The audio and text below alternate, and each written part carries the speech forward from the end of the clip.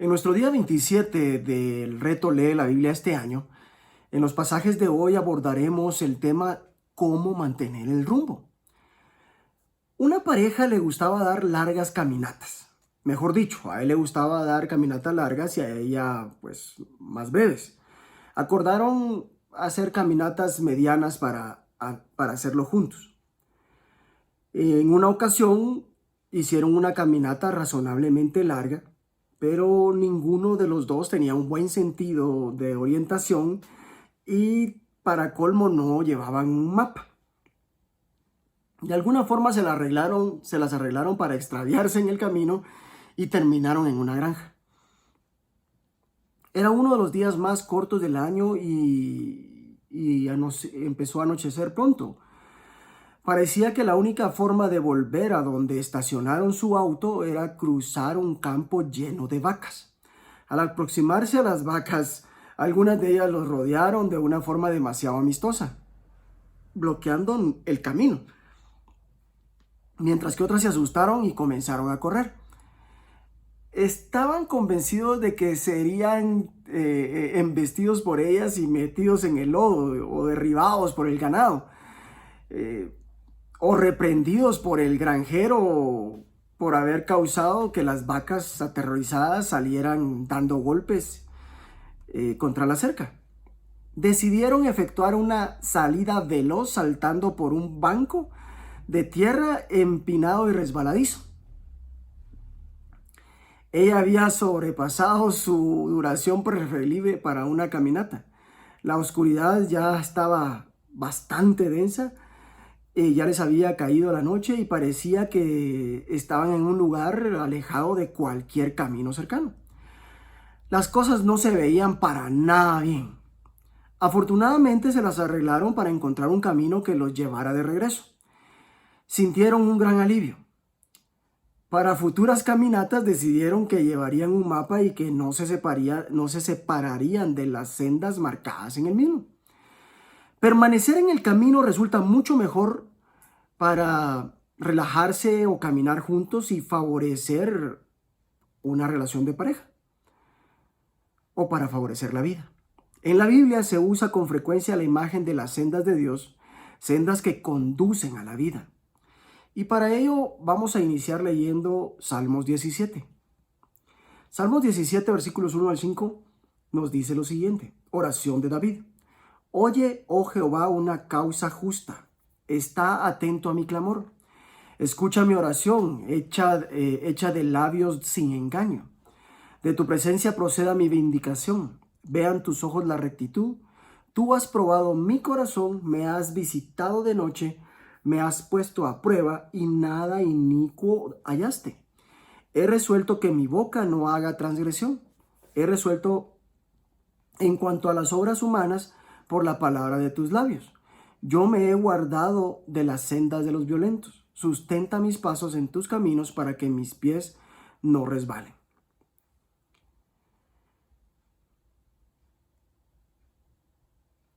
Estos versículos del capítulo 17 de Salmos nos dice que debemos determinar o permanecer en las sendas de Dios.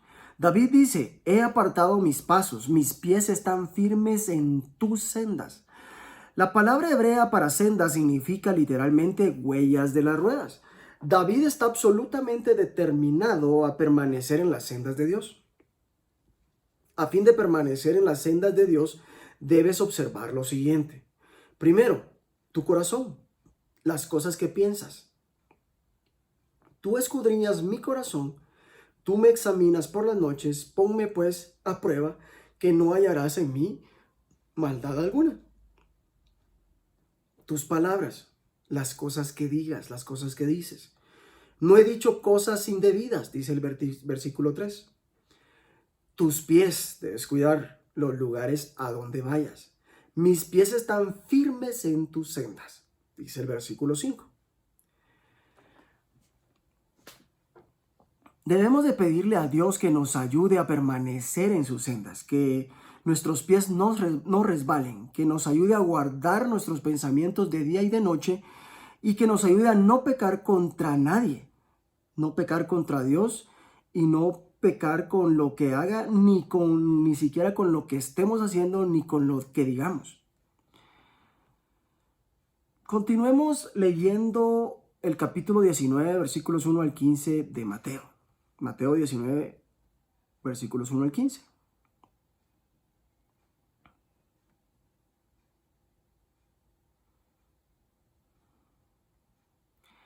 Aconteció que cuando Jesús terminó estas palabras, se alejó de Galilea y fue a las regiones de Judea, al otro lado del Jordán, y le siguieron grandes multitudes y los sanó allí. Entonces vinieron a él los fariseos tentándole y diciéndole: ¿es lícito al hombre repudiar a su mujer por cualquier causa?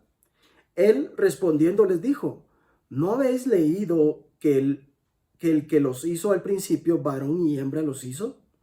Y dijo: por esto el hombre dejará padre y madre y se unirá a su mujer, y los dos serán una sola carne. Así que no son ya más dos, sino una sola carne. Por tanto, lo que Dios juntó, no lo separe el hombre. Le dijeron: ¿por qué pues mandó Moisés dar carta de divorcio y repudiarla? Él les dijo: por la dureza de vuestro corazón, Moisés os permitió repudiar a vuestras mujeres. Mas al principio no fue así. Y yo os digo que cualquiera que repudia a su mujer, salvo por causa de fornicación, y se casa con otra, adultera. Y el que se casa con la repudiada, adultera. Le dijeron sus discípulos: si así es la condición del hombre con su mujer, no conviene casarse. Entonces él les dijo: no todos son capaces de recibir esto, sino aquellos a quienes es dado. Pues hay eunucos que nacieron así del vientre de su madre, y hay eunucos que son hechos eunucos por los hombres, y hay eunucos que asimismo se hicieron eunucos por causa del reino de los cielos. El que sea capaz de recibir esto, que lo reciba. Entonces le fueron presentados unos niños, para que pusiese las manos sobre ellos y orase. Y los discípulos le reprendieron. Pero Jesús dijo: dejad a los niños venir a mí, y no se lo impidáis, porque de los tales es el reino de los cielos. Y habiendo puesto sobre ellos las manos, se fue de ahí. Mateo 19, versículos 1 al 15, nos está diciendo: quédate en las sendas de Dios en tus relaciones. Las enseñanzas de Jesús sobre las relaciones resultan de vital importancia para nuestra propia vida y para la sociedad. En este pasaje se establecen las sendas de Dios para la vida familiar. Importancia del matrimonio. Los fariseos preguntan a Jesús sobre el divorcio, pero él responde hablando del matrimonio. Se remonta al relato de la creación, cita del libro de Génesis 2:24, estableciendo que por eso dejará el hombre a su padre y a su madre y se unirá a su esposa, y los dos llegarán a ser un solo cuerpo. Mateo 19:5. Este versículo del Génesis es considerado como un texto fundamental para el matrimonio, no solo en el Antiguo Testamento, sino también por Pablo, Efesios 5:31, y Jesús mismo. El matrimonio implica que el acto público de realizar un compromiso para toda la vida con tu cónyuge, un pacto que tiene prioridad sobre la relación con tus padres, implica estar unido con tu cónyuge. La palabra hebrea significa literalmente pegados juntos, no solo física y biológicamente, sino también emocional, psicológica, social y espiritualmente. Este es el contexto cristiano para la unión de un solo cuerpo. La doctrina bíblica del matrimonio es la más emocionante y positiva que existe. También es la postura más romántica. Señala delante de nosotros el plan perfecto de Dios. Concesión del divorcio. Los fariseos persisten con sus preguntas sobre el divorcio, hablan del mandamiento de Moisés, Mateo 19:7. Jesús respondió diciendo que Moisés permitió tal cosa por lo obstinados que son, y confronta duramente a los hombres que en una sociedad en donde las mujeres tenían mínimos derechos, usaban la concesión de la ley para abandonar a sus esposas. La concesión de Moisés del divorcio nos recuerda la gracia y la compasión de Dios en situaciones donde no alcanzamos el listón de sus ideales. Pero Jesús dice que el divorcio nunca es lo ideal.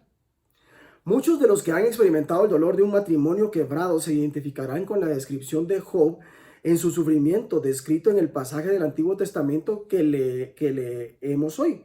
Debemos hacer todo lo posible para cuidar los matrimonios, el nuestro y el de los demás, y hacer todo lo que podamos para consolar a quienes se hayan divorciado, no echando culpas como Elifaz.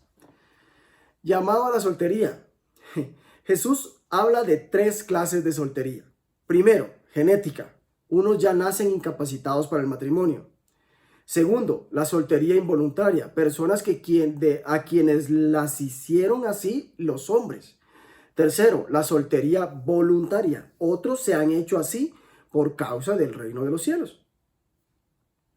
La soltería puede ser temporal o permanente, pero nunca es definida por el Nuevo Testamento como algo de segunda clase.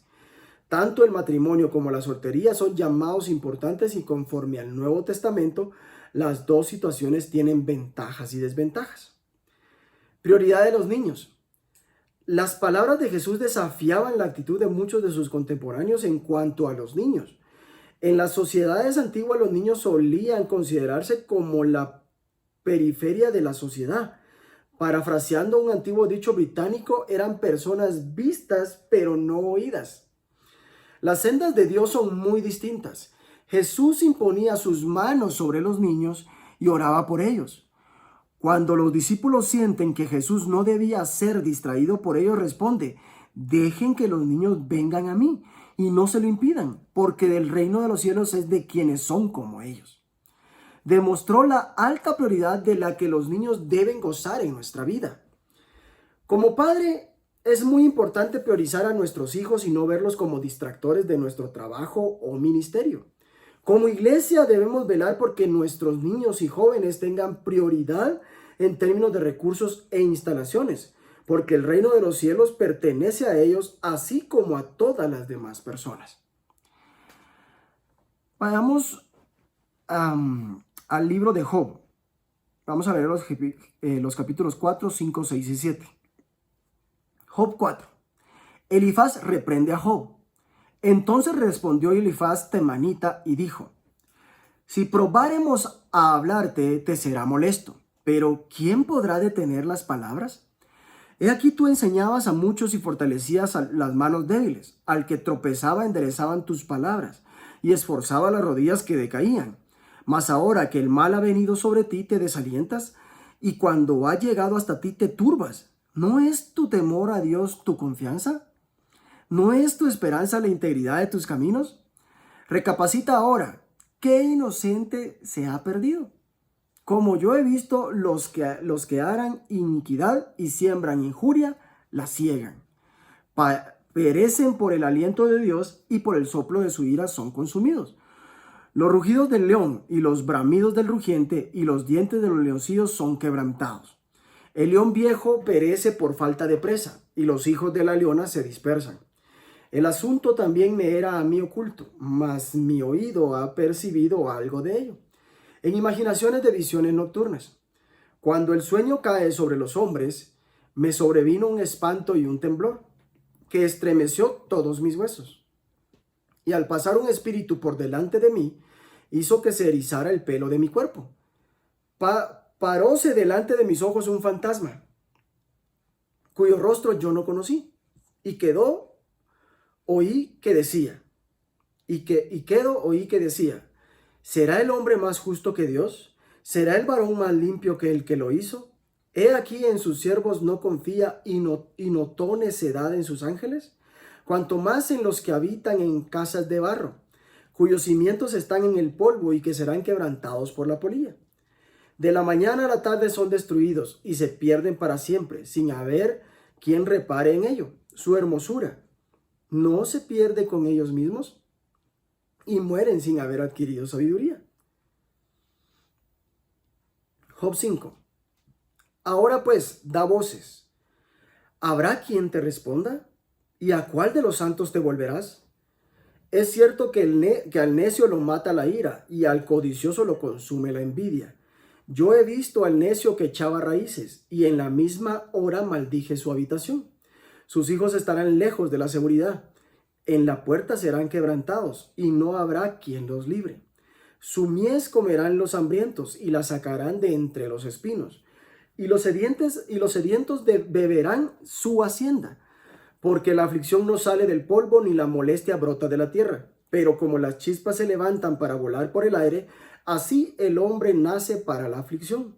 Ciertamente yo buscaría a Dios y encomendaría a él mi causa, el cual hace cosas grandes e inescrutables y maravillas sin número, que da la lluvia sobre la faz de la tierra y envía las aguas sobre los campos, que pone a los humildes en altura y a los enlutados levanta a seguridad, que frustra los pensamientos de los astutos para que sus manos no hagan nada, que prende a los sabios en la astucia de ellos y frustra los designios de los perversos. De día tropiezan con tinieblas y a mediodía andan a tientas como de noche. Así libra de la espada al pobre de la boca de los impíos y de la mano violenta, pues es esperanza al menesteroso, y la iniquidad cerrará su boca. He aquí, bienaventurado es el hombre a quien Dios castiga. Por tanto, no menosprecies la corrección del Todopoderoso, porque Él es quien hace la llaga y Él la vendará. Él hiere y sus manos curan.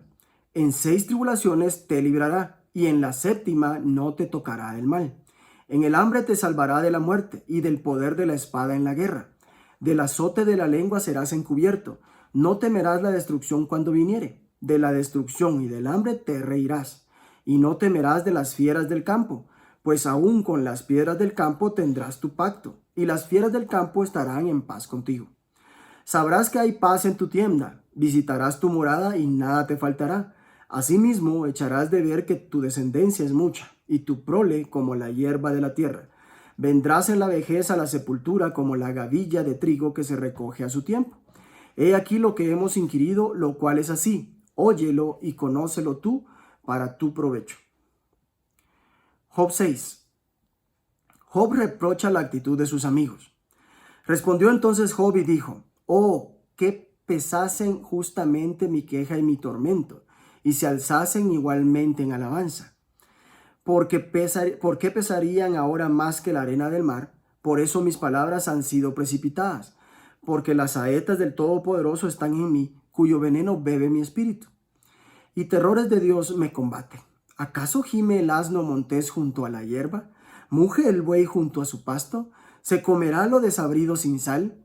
¿Habrá gusto en la clara del huevo? Las cosas que mi alma no quería tocar son ahora mi alimento. Quien me diera que viniese mi petición y que me otorgase Dios lo que anhelo, y que agradara a Dios quebrantarme, que soltara su mano y acabara conmigo. Sería aún mi consuelo si me asaltase con dolor sin dar más tregua, que yo no he escondido las palabras del santo. ¿Cuál es mi fuerza para esperar aún? ¿Y cuál mi fin para que tenga aún paciencia? ¿Es mi fuerza la de las piedras o es mi carne de bronce? ¿No es así que ni aún a mí mismo me puedo valer y que todo auxilio me ha faltado? El atribulado es consolado por su compañero, aún aquel que abandona el temor del Omnipotente.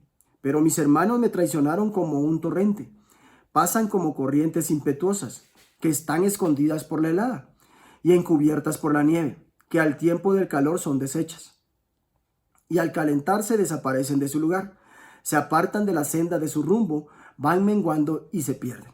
Miraron los caminantes de Temán, los caminantes de Sabá esperaron en ellas, pero fueron avergonzados por su esperanza, porque vinieron hasta ellas y se hallaron confusos. Ahora ciertamente como ellas sois vosotros, pues habéis visto el tormento y teméis. Os he dicho: traedme y pagad por mí de vuestra hacienda, libradme de la mano del opresor y redimidme del poder de los violentos. Enseñadme y yo callaré. Hacedme entender en qué he errado. Cuán eficaces son las palabras rectas, pero ¿qué reprende la censura vuestra? ¿Pensáis censurar palabras y los discursos de un desesperado que son como el viento? También os arrojáis sobre el huérfano y caváis un hoyo para vuestro amigo. Ahora pues, si queréis, miradme y ved si digo mentira delante de vosotros. Volved ahora y no haya iniquidad. Volved aún a considerar mi justicia en esto. ¿Hay iniquidad en mi lengua? ¿Acaso no puede mi paladar discernir las cosas inicuas? Job 7. Job reprocha la actitud de sus amigos. No, Job 7.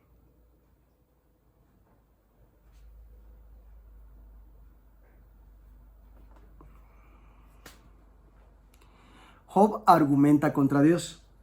¿No es acaso brega la vida del hombre sobre la tierra y sus días como los días del jornalero? Como el siervo suspira por la sombra y como el jornalero espera el reposo de su trabajo, así he recibido meses de calamidad y noches de trabajo me dieron por cuenta. Cuando estoy acostado digo, ¿cuándo me levantaré? Mas la noche es larga y estoy lleno de inquietudes hasta el alba. Mi carne está vestida de gusanos y de costras de polvo. Mi piel hendida y abominable, y mis días fueron más veloces que la lanzadera del tejedor, y fenecieron sin esperanza. Acuérdate que mi vida es un soplo, y que mis ojos no volverán a ver el bien. Los ojos de los que me ven no me verán más. Fijarás en mí tus ojos y dejaré de ser. Como la nube se desvanece y se va, así el que desciende al Seol no subirá. No volverá más a su casa, ni su lugar le conocerá más. Por tanto, no refrenaré mi boca, hablaré en la angustia de mi espíritu, y me quejaré con la amargura de mi alma. ¿Soy yo el mar o un monstruo marino para que me pongas guarda? Cuando digo, me consolará mi lecho, mi cama atenuará mis quejas, entonces me asustas con sueños y me aterras con visiones. Y así mi alma tuvo por mejor la estrangulación, y quiso la muerte más que mis huesos. Abomino de mi vida, no he de vivir para siempre. Déjame, pues, porque mis días son vanidad. ¿Qué es el hombre para que lo engrandezcas y para que pongas sobre él tu corazón y lo visites todas las mañanas y todos los momentos lo pruebes? ¿Hasta cuándo no apartarás de mí tu mirada y no me soltarás siquiera hasta que trague mi saliva? Si he pecado, ¿qué puedo hacerte a ti, oh guarda de los hombres?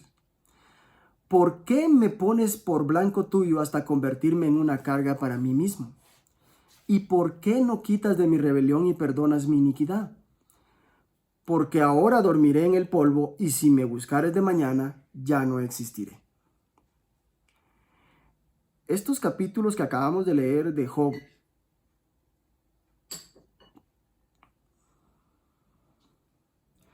nos recuerda la ayuda que debemos ayudar a que otras personas permanezcan en las sendas de Dios. Estoy tan agradecido por mis amigos que me han ayudado a permanecer en la senda, mis amigos, las personas que están en la iglesia, mis líderes, mis pastores. No obstante, en ocasiones es posible que aún nuestros amigos nos malentiendan o hagan las cosas mal. En este pasaje vemos un contraste entre Job, que ayudó a otros a permanecer en las sendas de Dios, y Elifaz, que no fue de ayuda para Job. A veces la gente pregunta, ¿es cierta cada palabra de la Biblia? Mi respuesta siempre es sí, pero al igual que con los demás libros, deben ser interpretadas. Debes pedirle a Dios que te dé la interpretación de las Escrituras. Una de las reglas de interpretación es que siempre debemos interpretar según el contexto. Porque a veces un texto sin contexto solo se vuelve un pretexto. En el pasaje de hoy leemos las palabras de Elifaz, uno de los amigos de Job. Tenemos que leerlas a la luz del hecho de que al final el Señor dice a Elifaz de Temán: estoy muy irritado contigo y con tus dos amigos, porque a diferencia de mi siervo Job, lo que ustedes han dicho de mí no es verdad. Las palabras que leemos en este pasaje no son todas ciertas. Los amigos de Job dan una respuesta demasiado simplista al problema del sufrimiento. Su diagnóstico es por momentos ingenuo e irreal. Job, por otro lado, es realista y sincero en medio de su batalla con el dolor, las noches sin dormir, el lamento y el sufrimiento. Su padecimiento no es resultado de su propio pecado, como Elifaz y sus amigos sugieren. Job pregunta correctamente: instrúyanme y me quedaré callado. Muéstrenme en qué estoy equivocado. El Espíritu de Dios siempre nos convencerá de pecados específicos, mientras que Elifaz y sus amigos decían: en efecto, Debes haber hecho algo malo para sufrir esto. Pero quienes sufren no han causado necesariamente su sufrimiento por su propio pecado. Si así fuera, Dios nos convencería del mismo mostrándonos el pecado específicamente cometido. Elifaz y sus amigos dan un consejo que es una mezcla de verdad y falsedad, y sus palabras deben interpretarse como tales. Una cosa que dice Elifaz que es probablemente cierta es que Job era un hombre que ayudaba a la gente a permanecer en las sendas de Dios. Tú, que impartías instrucción a las multitudes y fortalecías las manos decaídas, tú, que con tus palabras sostenías a los que tropezaban y fortalecías las rodillas que flaqueaban. Tu tarea no consiste solo en mantenerte dentro de la senda, sino también hacer como hacía Job, ayudar a los demás mediante tus acciones y tus palabras. Me impresiona cuando el salmista dice, no he dicho cosas indebidas. Esto implica ser cuidadosos con todas nuestras palabras. Lo que decimos cuando no estamos de servicio realmente importa. Lo que decimos, lo que hacemos, realmente importa. Aprendamos a seguir las sendas de Dios. Aprendamos a disfrutar el camino. Que Dios te bendiga.